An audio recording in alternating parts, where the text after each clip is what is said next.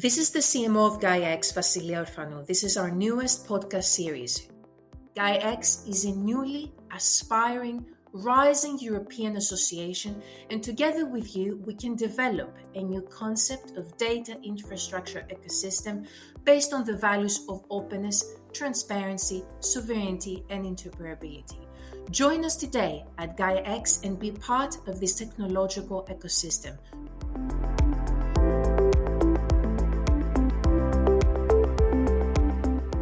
Good day to everyone. This is the Gaia-X podcast series with CMO Vasilia Orfanou. Today we have a special guest with us, Michael Schäfer from the mobility data space Lighthouse. Hello, Michael. How are you?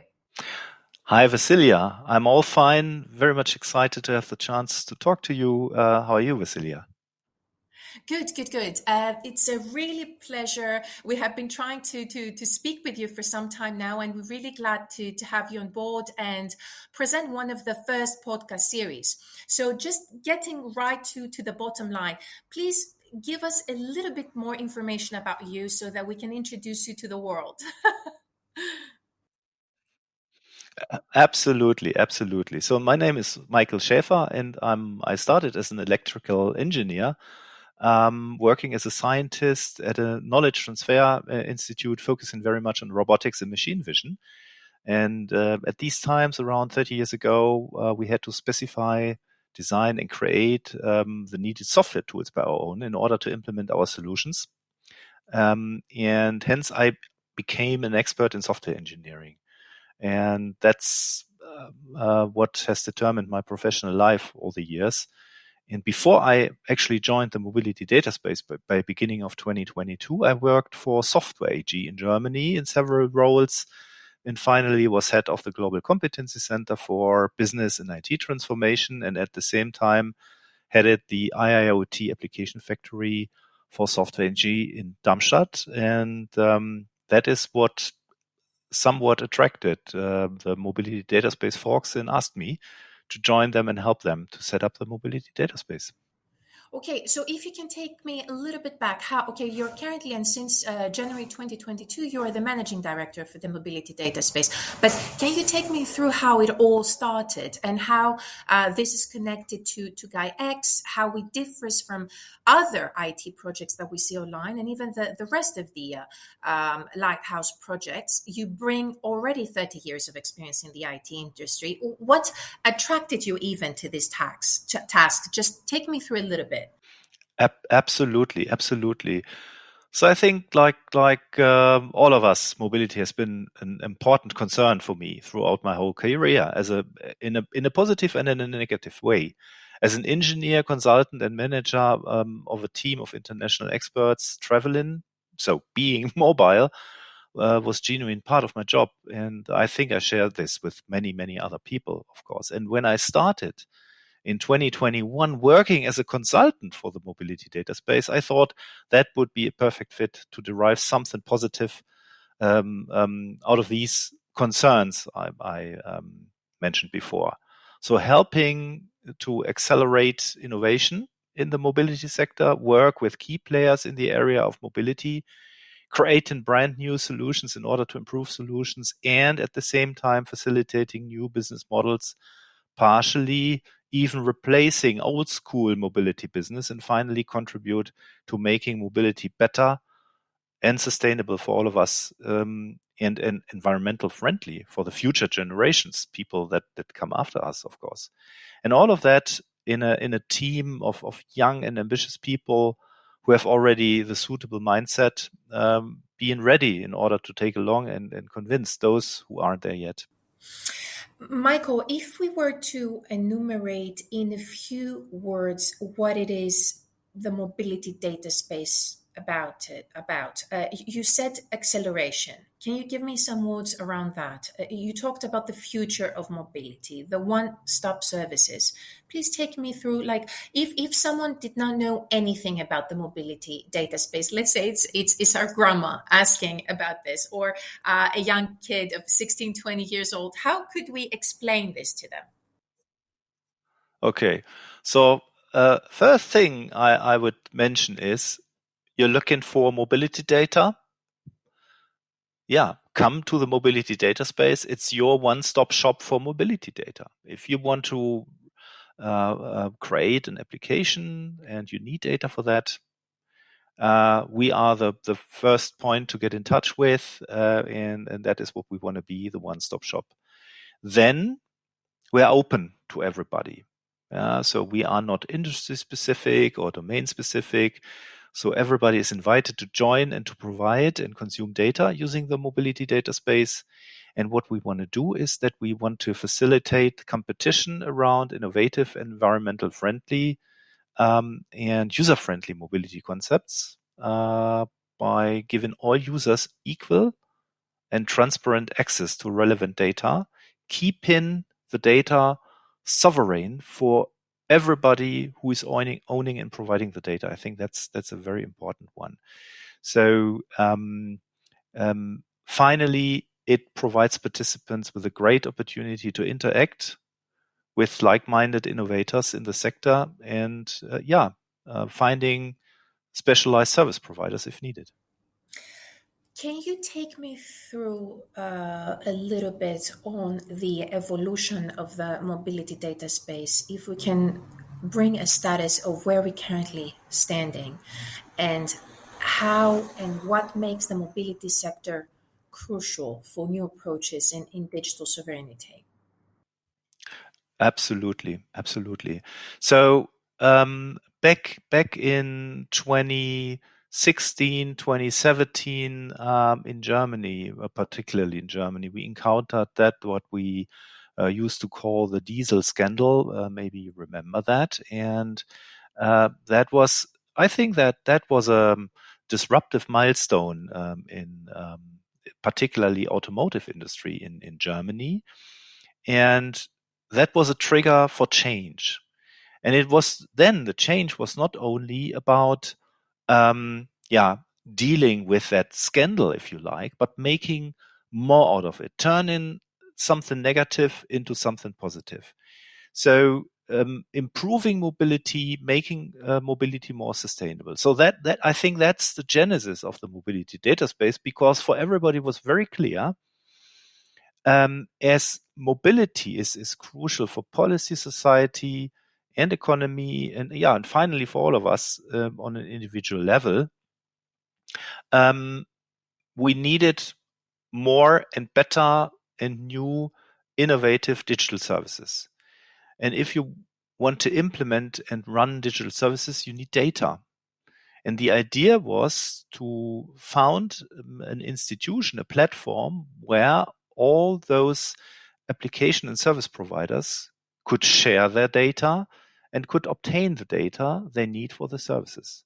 And that is what happened. And then it was very much driven by the German government. They founded under the hood of the German AKATech, the Academy of Technical Sciences in Germany, a project called Datenraummobilität, Mobility Data Space. It was a scientific and development a project, and out of that, the Mobility Data Space company was founded, and that is where we are right now. We started our operations, our business operations, by beginning of this year, and now, of course, serving the players in the area of mobility, those who provide data and those who consume data and provide services on a professional level. You're currently in the phase of growth. What are you working on right now, and what is your focus? Yeah, that's right. I think it's fair to say that we are a startup company, and I think we encounter all those troubles other startup companies also are dealing with. So we need to grow our staff. We have to settle our processes and procedures. We have to understand what are our business models and stakeholders and so on. And in the meantime, of course, we have continued to acquire further participants and identify suitable mobility application scenarios where usage of the mobility data space is crucial in order to get them implemented. We joined Gaia-X, of course, in the meantime, and we are participating in working groups in order to keep track with the development of standards and, if ever possible, even to help driving standards into the right directions.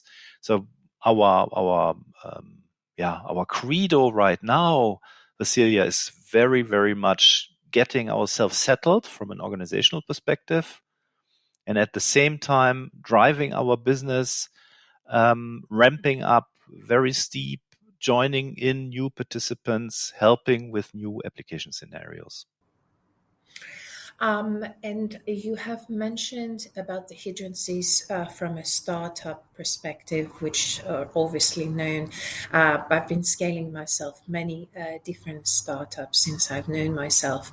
But if we could go back to these challenges, which would this be by this time, and how did you overcome them? Both as a managing director, but from your professional setting, obviously, but equally so from a mobility space environment. What do you think is preventing currently the data space ecosystem to move in this direction, or whether it's moving in the right direction, but we still have a lot of learnings to move around? Very good question, Vasilia. And I think both is true. So on the one hand, there are obstacles to overcome, and that's not true for the mobility data space only. It's true for other data spaces as well. Maybe other data spaces also acting in the area of mobility, but even beyond in other domains, data spaces in the area of finance or education or culture, or health, whatever, there are obstacles to overcome. On the other hand, what we already see right now, even after that short time, I think there is no way back. If you would ask our participants right now, after just those 4 months of being participants or members of the mobility data space, can you imagine running your applications and providing your services without the mobility data space? And most of the times the answer will be no, or at a large price, of course. So I think the direction we are going together with other stakeholders and Gaia-X, for example, is the right one. And the obstacles I was talking about are in existing in different areas. So one, I think, is what I would call a mindset obstacle. So the fact that there are data spaces available is not known yet widely enough. So there are so many companies who have data available and just don't know what to do with it. Is it because they don't know what to do with it, or is it because there is still some lack for trustful exchange, or at least this is where we need to focus our efforts in? I think that are two levels, if you like. So at the first place, there are many companies who just do not know that there is an option for them to share the data, to make money with it, to use their data as a new area of business. That's the first thing. That is also the reason why we and my colleagues are very, very busy. With marketing activities, with PR activities to make ourselves and data space known to everybody in social media and on congresses and so on and so on. The second level you mentioned before is a very crucial one. So once we make ourselves known to the people, it's important that we convince them that sharing their data on the mobility data space is the right thing to do, because, and that is what I mentioned before, it's safe, it's fair, it's sovereign. They keep full control over their data compared to other cloud providers. And that is what we are able to do more and more, convince people that if they ever want to share their data, they do that on the mobility data space. If we could enumerate a couple of points that we could say would be our call to action for next steps on the mobility data space, and how could Gaia-X could help in this direction, what could you possibly recommend? So one very important obstacle I haven't mentioned before is standardization. And that is something where we expect that Gaia-X can be very, very helpful with. If you want to exchange data, you need to find the common sense, the common ground of how you're going to do that from both the technical perspective, protocols and stuff like that, but also from a semantic point of view.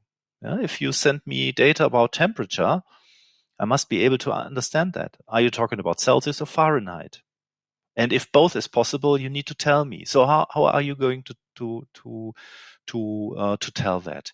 And of course, it's far more complicated than just that.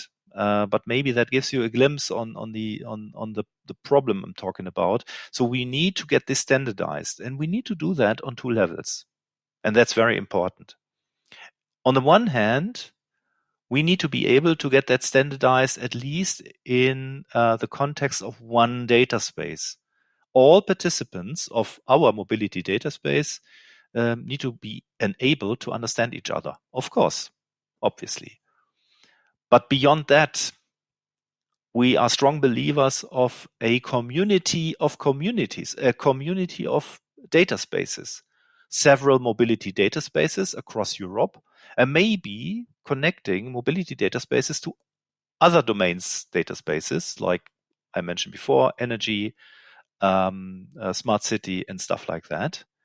And we need the standardization even beyond the limits of just the mobility data space. And that is very important. And I think that is what we have to work on. And we contribute to that by joining the related work groups. Okay. Michael, and as a final question, you bring more than 30 years of experience in the IT industry, but something has in fact attracted you to work on this specific task with young people, start level from the ground up, trying to bring forward the concept, let's say, of digital sovereignty based on European values. What does this mean for you concretely? So if you ask me personally, I would like to mention that I wouldn't have expected that there would be such a working opportunity for an old guy like me, bringing in my knowledge and my professional experience, setting up something completely new, with young and agile and dynamic people. So it's rather doing something completely new at the end of my professional career. That's so exciting. I can't tell you. So that is great. And on the other hand, to work on something that has a huge impact on all of us. So it's not just making business. It's really contributing to making lives of other people easier by contributing to the change of mobility. And that's a great opportunity. That's wonderful. Thank you very much, Michael, for being today with us. It has been really, really a pleasure. We would like to hear from you more. If you're willing and interested to take up on a second opportunity and a second episode with the Gaia-X podcast series, hopefully in the next 2 months, because we would like to hear more of what is currently happening the status with the specific project. What can we learn from you? Because I would have to agree and disagree. Yes, you do bring 30 years of experience, but I wouldn't say that you have an old mind. And you actually mentioned that the change has to happen from a mindset, first of all, to even move forward in a different direction. So thank you very much for being with us today, and hope we see you again very, very soon in the next Gaia-X podcast series. Thank you very much, Vasilia. It has been a pleasure to talk to you. Very much appreciated, and likewise, very much looking forward to continue. Thank you very much. Thank you very much. Take care, Michael. Take care.